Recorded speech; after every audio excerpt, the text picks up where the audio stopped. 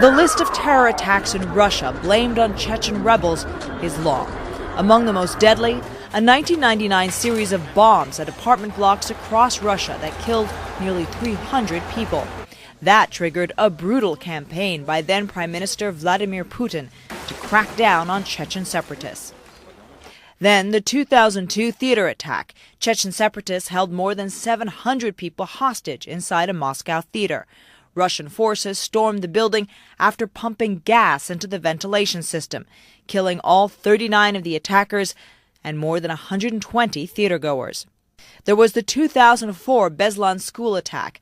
Chechen sympathizers seized a school and wired it with explosives. The siege ended in a bloodbath when Russian troops forced their way in. More than 300 were killed, many of them children. Now Russian officials are blaming female suicide bombers for Monday's attack, a tactic used by Chechen rebels before. It's a way of reminding the world that Chechnya is still involved in a struggle for independence from Russia. If you look at the history of what's been happening in Russia over the last decade, every year or so the Chechens will do something to remind people that this conflict goes on. And this is the latest reminder, and it's a very effective reminder.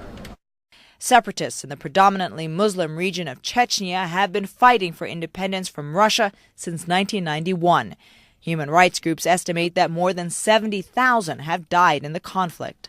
But it wasn't until recently that Chechen insurgents began striking terror in the heart of Russia. Russian officials claim the Chechen rebels are funded by international terror groups such as Al-Qaeda. But security analysts say Chechen rebels have different goals. The Chechens don't really care about whether you have Islamic law installed in Iraq or Afghanistan or in Saudi Arabia. The Chechens just want to run their own country. In many ways, the Chechen terrorist movement is much more similar to the IRA than to Al-Qaeda. But just last month, Chechen rebel leader Doku Umarov released this video provided to CNN by security analysis group Intel Center. In it, Umarov threatens the Russians do not understand that the war today is coming to their streets, the war is coming to their homes, and the war is coming to their cities, he said. Russia is now considering what action to take, but without a political solution in Chechnya, Monday's attack in Moscow is unlikely to be the last. Atika Schubert, CNN, London.